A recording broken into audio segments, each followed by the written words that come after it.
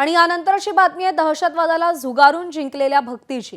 केदारनाथ यात्रेला सुरुवात झाली असून त्यासाठी देशभरातील भक्तगण दाखल झालेत। आज सकाळी 7 वाजता केदारनाथची कपाटे उघडण्यात आली। पहलगाम हल्ल्यानंतर केदारनाथ यात्रेसाठी कडेकोट सुरक्षा पुरवण्यात आली आहे। पहलगाम हल्ल्यानंतर दहशतीचं सावट असतानाही भाविकांनी मोठ्या प्रमाणात हजेरी लावत दहशतवाद्यांना चपराक लगावली आहे।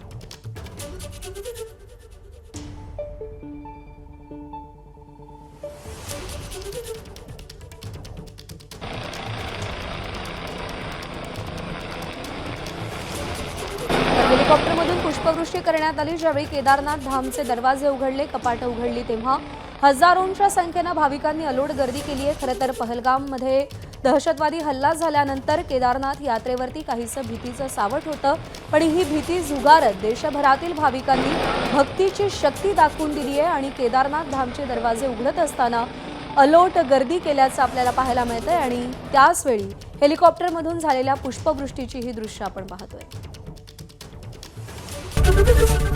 एबीपी माझा, उघडा डोळे बघा नीट।